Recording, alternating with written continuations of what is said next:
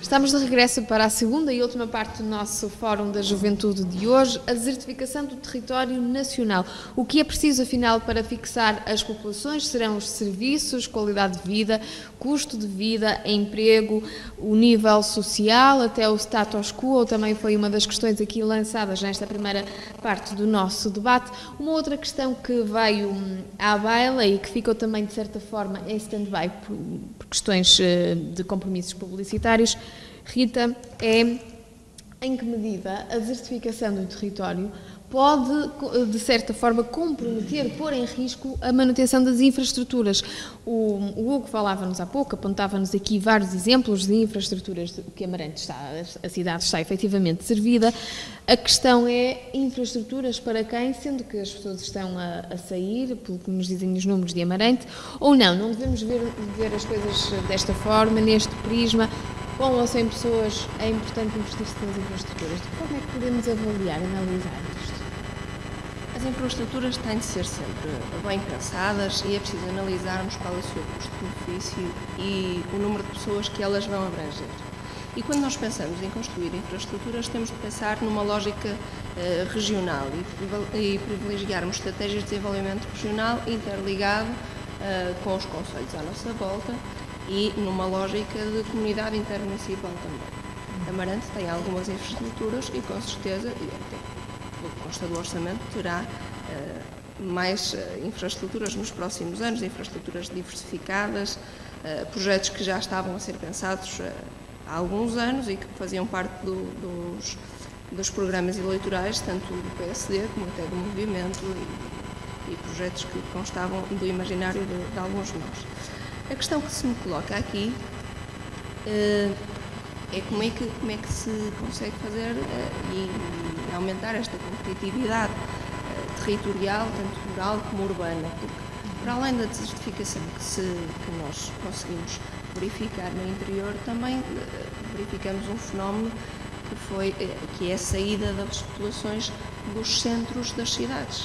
E isto é claro, Amarante, no seu núcleo duro, está no seu centro histórico, não tem população e um passo muito importante dado hoje, na aprovação, ontem, há uns dias, perdão, na aprovação da ARU, porque irá com certeza complementar aqui algumas falhas e potenciar que se, através de benefícios fiscais, de isenção de algumas taxas, de uma agilização dos processos, que a construção, a recuperação de edifícios do centro histórico seja muito mais rápida e a partir daí se potencializa a criação de várias empresas e vários negócios. Há bocado o Hugo falava e suscitou-me alguma curiosidade na sua dúvida em relação ao empreendedorismo, porque qualquer pessoa, empreendedorismo é uma palavra que está muito gasta, está debatida, todos ouvimos várias vezes e empreendedorismo é uma palavra da moda para todos. Felizmente que Amarante está a apostar no empreendedorismo, irá apostar no empreendedorismo, mas no empreendedorismo sustentado, porque Amarante tem um vereador, o André Magalhães, que é uma pessoa altamente formada nesta área e altamente capaz para dar rumo a isso. E tanto mais que, ainda no último Conselho Municipal da Juventude, onde eu estava e onde estavam também outros jovens, foram apresentadas algumas medidas no âmbito de um programa que ainda não tinha nome, mas que será qualquer coisa do género Amarante Empreende. É um programa de apoio ao empreendedorismo que será lançado este ano, que tem vários programas de capacitação institucional, de criação de redes de cooperação, de execução de um plano de ação para a promoção do empreendedorismo.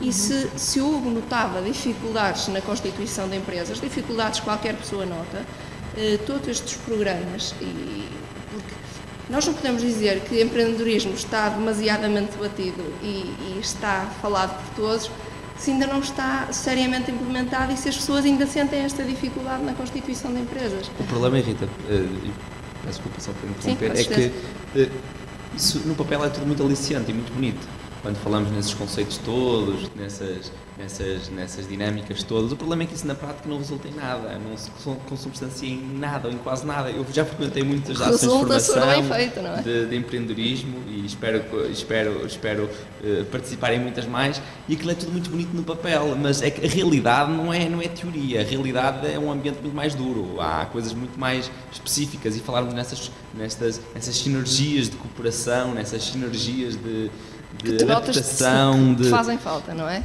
E que fazem falta a qualquer jovem de cá. Fazem falta, evidentemente, mas volta àquilo que disse, que não se consubstancia em nada tangível para um jovem. Nós não podemos estar com esse cepticismo. Não é cepticismo, não, até porque eu faço questão de participar, eu gosto de ir para ver se efetivamente aquilo tem algo de bom ou não, e claro que tento retirar sempre o melhor de cada ação do ramo do empreendedorismo. O problema é aquilo que eu te dizia, é que fala-se tanto, vai-se tanto que isto fez-se pouco, não é? Não se fez nada, e tenho muito a minha percepção é que não se vai fazer nada, porque continuamos nesta lenga-lenga, e depois dizemos que há empresas extremamente especializadas, e depois vemos que elas estão no mercado há 8 meses, especializadas. Isso não é especialidade nenhuma. Acho que uma coisa, quando está implementada, tem que ter vários anos e vários targets e vários investimentos que surtiram algum efeito efetivo. Só essa ressalva. Estamos a fugir do nosso Era uma conclusão a que já tinha chegado, e que penso que criamos aqui um consenso, que em termos de empreendedorismo pouco ou nada tem sido feito, materializado. Portanto, ainda muito caminho. Mas o caminho a percorrer é longo, mas creio que trará muitos frutos. E Amarante, para além disso, tem de aproveitar o que o Domingos também falava, a localização, o facto de estar aqui num eixo central. Amarante pode aproveitar também para a dinamização económica e em termos de criação de emprego, a localização privilegiada na ligação Porto-Vila Real, até numa ligação aqui à zona de Viseu, e também como um ponto central na ligação até à Galiza e aqui num plano mais amplo. É por isso, para mim, essencial apostarmos na criação de emprego, na dinamização económica, que é uma conclusão que todos já aqui chegamos. Todos chegamos à conclusão que só criar infraestruturas numa posição assistencialista não foi suficiente. É preciso aproveitarmos os recursos endógenos e, a partir daí, tirarmos o que de melhor tem a nossa terra e criarmos emprego para aqui conseguirmos fixar a população, porque a população só aqui se fixa se tiver emprego. Toda a gente adora Amarante, toda a gente gosta muito de cá vir passar o fim de semana, muita gente não conseguia cá ficar. Muito obrigada. João, a pergunta é a mesma também, é a questão das infraestruturas, e em que medida é que esta desertificação pode pôr em risco, comprometer a manutenção destas mesmas infraestruturas? É o seguinte, eu penso até na pergunta ao contrário, ou seja, se não houver as infraestruturas, se calhar poderá criar a desertificação que existe. Na minha opinião, tem que se apostar nas infraestruturas que têm que ser feitas para manter as pessoas que ainda cá temos, para impedi-las delas emigrarem para o estrangeiro ou irem para as cidades do litoral, que também já iremos falar da diferença, se calhar, entre o litoral e o interior. E como a Rita disse, se estão a haver planos para promover o empreendedorismo, se até aqui não foram feitas, e como não foram feitas, notou-se nos resultados como uma desertificação. Iremos ver agora se, ao implementarmos essa medida, os resultados que ela... começam a inverter, no fundo, a ver se vai inverter esta tendência. Pronto, e é mais por aí, e concordo também com a Rita, que na parte que o que leva mais às pessoas a saírem das cidades é não terem emprego, porque se as pessoas vivem cá e tivessem emprego cá, o que é que eles levaria a sair da cidade? Portanto, isto fundamenta-se essencialmente de não haver emprego para as pessoas. Não tem, como dizia o Domingos, na parte económica, na parte social, é mais por aí que tem que se promover nas cidades que estão mais desertificadas para inverter essa tendência. Muito obrigada. Domingos, eu lançava aqui uma questão que é a seguinte, portanto, promover emprego, já percebemos, ou o emprego estará à partida no primeiro lugar, ou nos lugares cimeiros, pelo menos na hora de as pessoas fixarem em determinada cidade ou concelho. Mas será que apostar em ativos, será que trabalhar mais ao nível do marketing territorial não poderia ser um bom caminho? Criar slogans como "é bom viver aqui", amo-te, Amarante, sorrias está em Amarante está na moda, Amarante é in. Ou seja, criar de certa forma até aqui este culto também e ser de dentro para fora, ou seja, que as pessoas que vivam cá e que sejam de cá, sobretudo, as que sejam e as que vivam cá, que sintam no fundo o orgulho de viver em Amarante. Será que isso também falta? Um certo bairrismo, podemos chamar assim, aos amarantinos?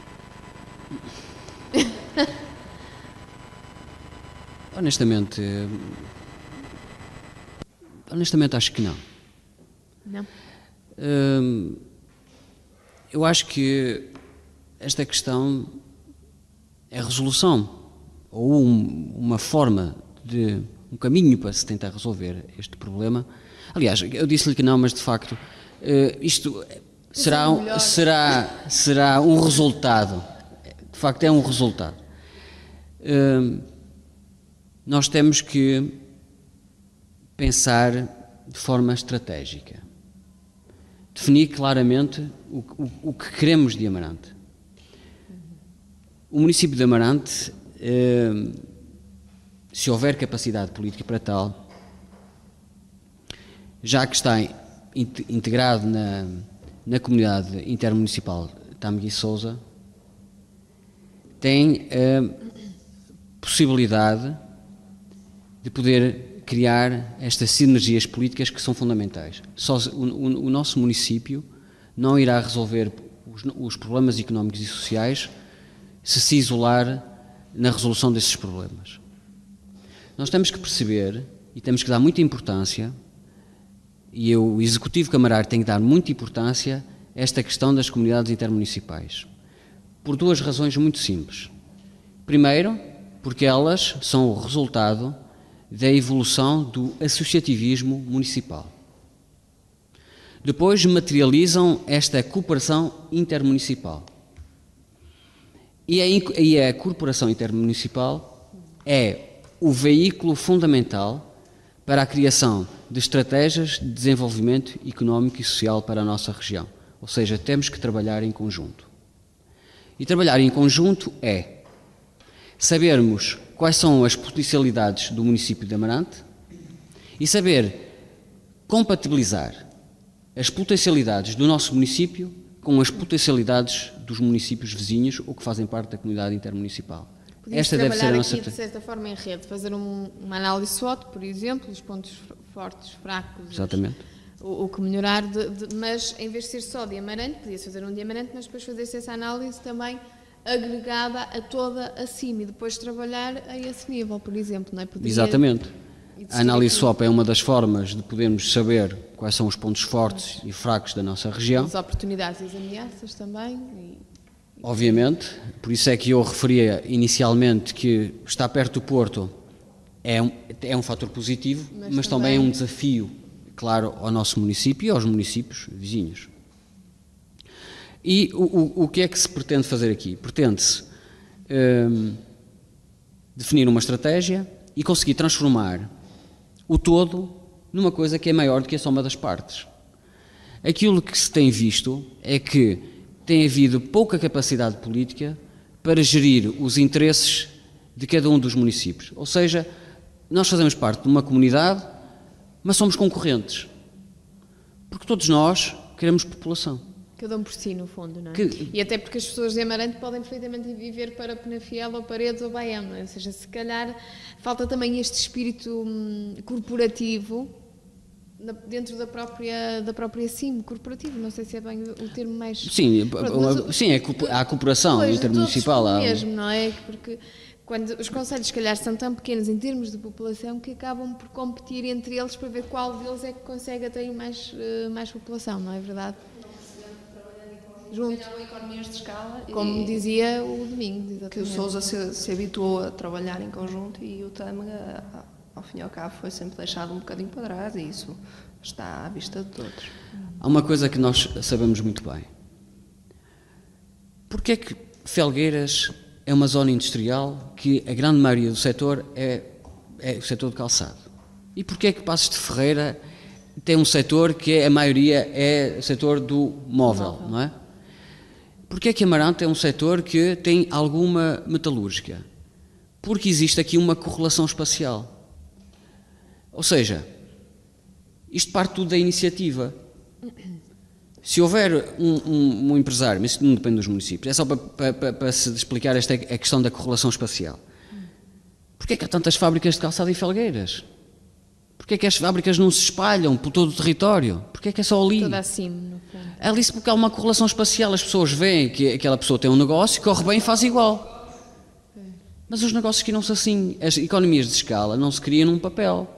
Criam-se com estas dinâmicas económicas. E era aquilo que eu referi inicialmente.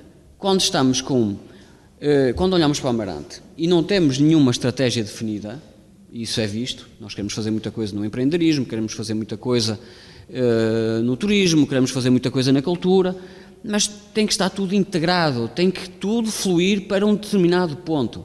E temos que conhecer esse ponto para podermos negociar. Nós não podemos ir a Lisboa pedir fundos. Nós temos que ir a Lisboa ou outro sítio qualquer do globo negociar. E é aquilo que tem faltado. E para existir capacidade de negociação, tem que existir, lá está, a população, tem que existir números relevantes para, na hora de negociar. Lá está, era aquela questão que falávamos há pouco, que era em que medida é que a própria desertificação compromete essa capacidade de negociação também, não é? Compromete essa capacidade de liderança política, compromete também o envolvimento das populações, ou seja, potenciar o protagonismo, que é aquilo que há pouco me dizia e depois eu pensei, de facto é verdade. Esta questão do bairrismo é uma questão de protagonismo das populações. As populações querem ter protagonismo, por isso é que são bairristas. E depois, claro, envolvê-las na resolução dos problemas locais. Esta desertificação populacional cria também desafios no que diz respeito às estruturas sociais, nas estruturas de governabilidade. Eu tenho aqui uns números da Pordata, que eu tirei como referência as despesas per capita com pessoal. Ou seja, o que é isto?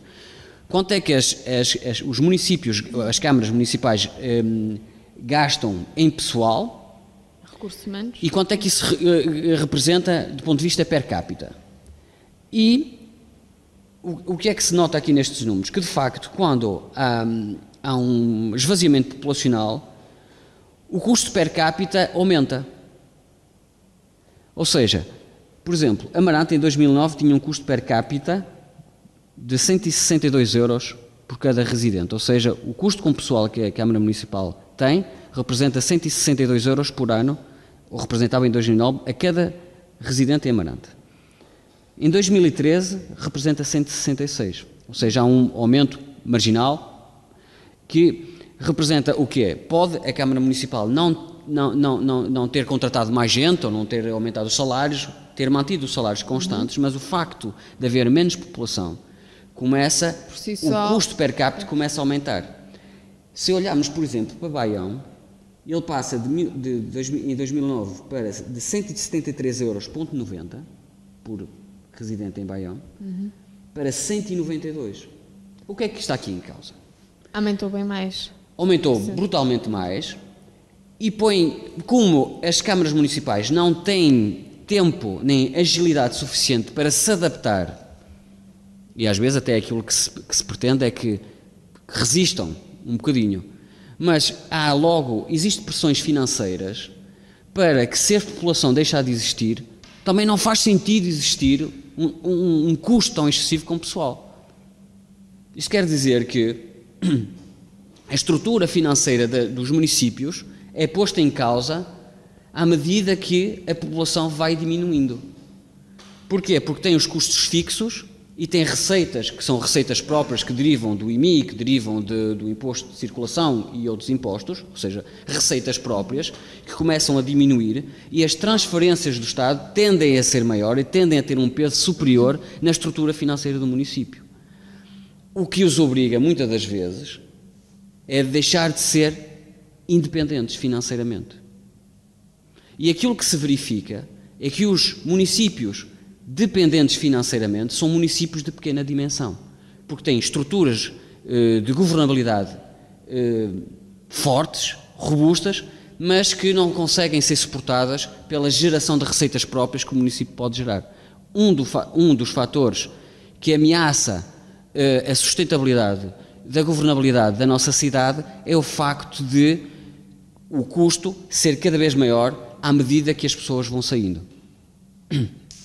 Quanto mais saem, menos pessoas ficam para sustentar a despesa da própria. Portanto, há mais do que estamos preocupados só na questão de haver fluxos populacionais de um lado para o outro, estamos a perder população, não é só isso que está em causa. Está a capacidade de financiamento do próprio município.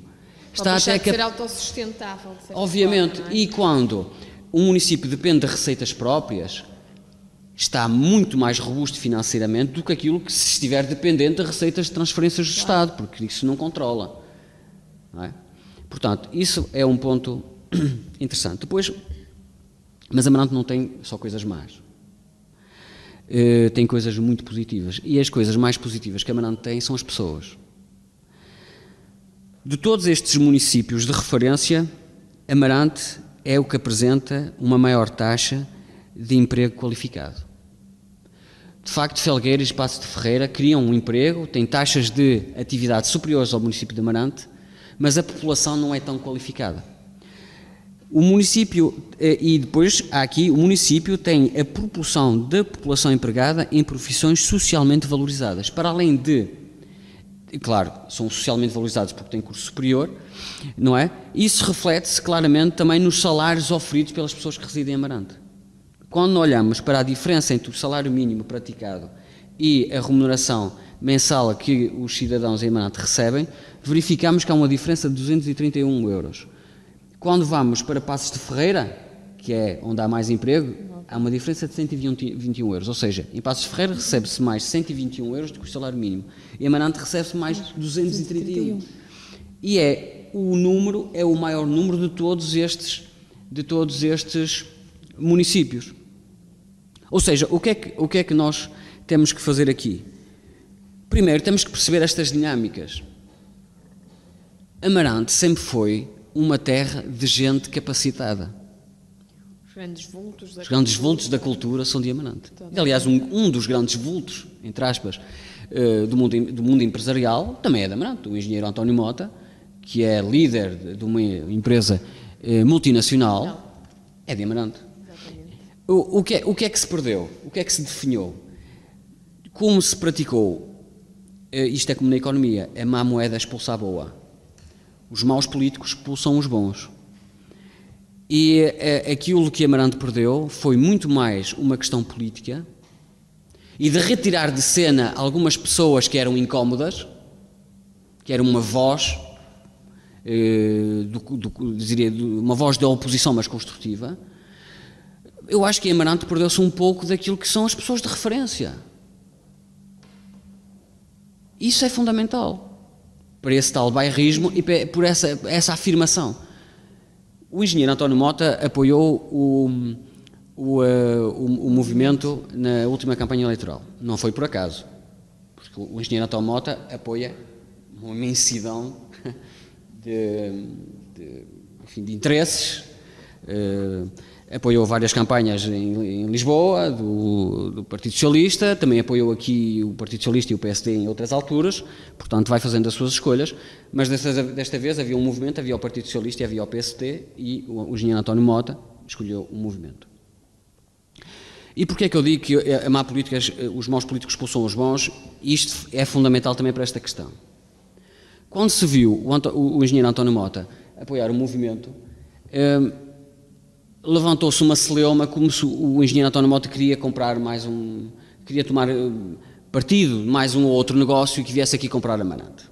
Portanto, é para ver que a grande maioria das pessoas não percebem o que está aqui em causa. Não percebem que precisamos de liderança política, de pessoas que tenham uma rede de contactos suficientemente grande para poder captar gente e interesses e investidores. Se isso não for feito, nós podemos andar com todas os malabarismos políticos com fins muito mais eleitoralistas do que estratégicos, de que não irá resultar absolutamente em nada. Como dizia o Hugo há pouco, o empreendedorismo é uma enfim, eu gosto muito mais, eu não destruo ideias à partida. As ideias são boas ou más depois de serem materializadas, isso é uma verdade. Portanto, eu não cometo o erro e a leviandade intelectual de dizer que aquilo que se está a fazer em Amarante é mal feito. Aquilo que eu gostaria de ver é que daqui nos próximos 3 anos, quando fizermos a avaliação... Aí sim está na hora de avaliar com números fidedignos qual for o efeito dessas medidas. Aí estaremos aqui para conversar. Até aí, vamos... Só queria fazer uma pergunta ao Domingos, que disse que o engenheiro António Mota apoiou o movimento Amarante Somos Todos. Eu gostaria de saber, já que representas o partido, com que intuito é que ele fez isso e que propostas é que trazia para o movimento Amarante Somos Todos, em que é que os amarantinos poderiam beneficiar com o apoio do engenheiro António Mota? É precisamente isso que eu acabei de dizer. Portanto, a forma como o João se dirige ao facto do engenheiro António Mota ter vindo a Amarante é esta. Precisamente igual à maioria das pessoas. Não, foi mesmo... Mas eu gostei dessa pergunta. Porque assim vai-me dar a oportunidade de lhe responder. Muito rapidamente. Porque isso não é...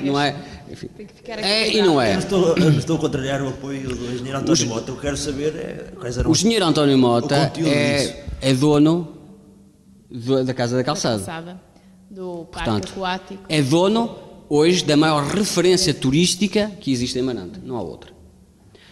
O engenheiro António Mota apoiou o movimento, mas porque tinha interesse... O António Mota também é dono de outras coisas que estão abandonadas em Amarante. Também é preciso frisar isso. Lá, não sei isso. Isso são questões de património pessoal. Sim, património, por exemplo, as fábricas da Tabopá, que poderiam ser, se calhar, reconstruídas para outras coisas, também estão abandonadas, mas referiste que estava na Casa da Calçada, mas também refiro que poderia fazer outras coisas que não foram feitas. Voltando para a questão política. O engenheiro António Mota apoiou o movimento, não porque tinha interesse económico, porque para o engenheiro António Mota o movimento não é nenhum veículo para obter poder económico em nenhum lado. Isso é evidente. O engenheiro António Mota apoiou o movimento porque acreditou nas pessoas que lá estavam, nomeadamente no engenheiro Pedro Barros e no Dr. Pedro Barros e na capacidade e na rede de contactos que tem para poder trazer investimentos para Amarante. Já estou a entender mais ou menos isso, mas quais eram o conteúdo deste investimento económico que ele iria fazer em Amarante? Ele já tinha algumas ideias do que é que ia fazer aqui? O engenheiro António Mota não apoiou o movimento porque tinha ideias económicas. O engenheiro António Mota apoiou o movimento como muitas outras pessoas apoiaram, porque acreditava na capacidade das pessoas que lideravam o movimento. Foi só por causa disso. Sem percebo a pergunta do João, é que ideias, que programa eleitoral é que trazia o engenheiro António Mota, mas pelo que percebo também, essa não era uma das funções do engenheiro António Mota, ele simplesmente apoiou o movimento e não trouxe ideias. Não sei se é o que o João está a tentar perceber, mas eu acho que o que ele quer perguntar é qual era a mais-valia dele como apoiante na campanha. Acho que era isso que queria dizer, não era? A mais-valia dele era um apoio pessoal. Acho que era isso que ele estava a tentar dizer. A mais-valia do poderio económico do grupo Mota em Gil está evidente e patente aqui em Amarante, mas não tem a ver com isso. Eu só estou a dizer que, quando eu falava no apoio do engenheiro António Mota, falava simplesmente na necessidade de as pessoas escolherem pessoas que apresentam maiores capacidades para potenciar o desenvolvimento de uma cidade. E foi isso que ele veio cá fazer. Foi um apoio pessoal. Um apoio pessoal. Ele não trouxe ideias. As ideias não eram trazidas pelo engenheiro António Mota. As ideias eram trazidas pelo movimento na qual ele compartilhava. O qual ele apoiava. Certo? Avançamos.